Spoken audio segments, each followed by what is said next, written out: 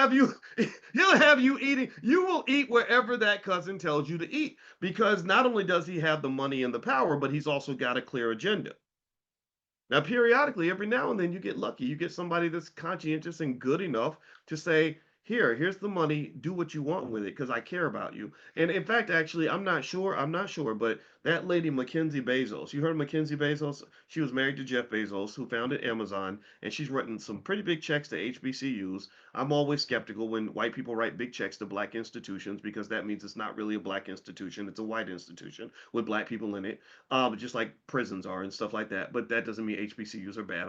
Our child attends one, but one of the things that I saw that really gives me hope is that I heard that she wrote the check and said, "There's no agenda. You can do what you want with the check." Right? And if that's the case, then that's about as good as it gets. But here's the other thing too.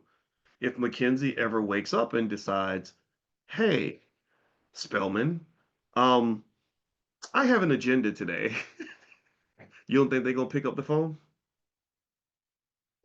You don't think they're going to say yes, anything other than yes, ma'am, to anything that she wants? Or let's say the Spelman, or not Spelman, just not picking on Spelman, just any school that she wrote the check. She wrote checks to a few HBCUs. Let's say that the school decides, hey, we want to do something different. Let's say they want to, I don't know, go MAGA or something ridiculous, whatever it is, right? And she's just not happy with that. And then she says, I really wanted to give you this money and because I really like you and I like your institution, but I just can't support this. I just, because what you're doing is just flat out evil, and I just can't put money behind people that I think are bad people. Can you imagine that happening? I'm not saying this would happen. I have no idea, but I think that that would be her right to do that. And I think that again, the only answer that she would get on that phone is yes, ma'am.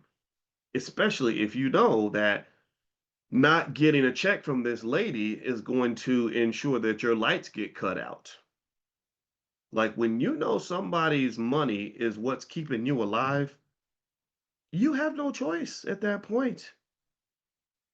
What you think? You really think you got batteries in your back and you're not plugged into the wall? Yeah, you got a battery. Black institutions, unfortunately, many of them do not have a true battery in their back. They're plugged into a wall. They're plugged into a power source. And so if you are plugged into the wall, the difference between a toy that's plugged in the wall versus a toy that's got batteries is the toy that's got batteries can kind of move and do whatever, especially if it has a really good battery. But the toy that's plugged into the wall, if you want to stop the toy from moving, you just pull the plug. So I want you to think about how many black institutions there are, how many black owned businesses there are, how many black politicians there are, how many black employees there are, how many black people in general there are, such that in order to turn everything off, somebody just got to pull the plug. All they got to do is pull the plug on that job. All they got to do is pull the plug on that government contract, and then you turn into a pumpkin. Your whole life turns into a pumpkin. All they got to do is pull the plug on whatever donors you had in your last campaign, right? All they got to do, somebody has to do is just pull the plug. So what I want you to understand is two points here that came to mind with this. This came up literally last night as I was watching this show with my wife, and the Jennifer Aniston show, and it's about the billionaires and everything else. Is one, it's really important to know that all money ain't good money. That's really important. Some money is just toxic. Some money is so toxic and poisonous that that you'd rather be broke than to take toxic poisonous money. That's the first thing. Second thing I want you to understand is that you have to know the difference between real power and the perception of power or the illusion of power. Real power versus proximity to power.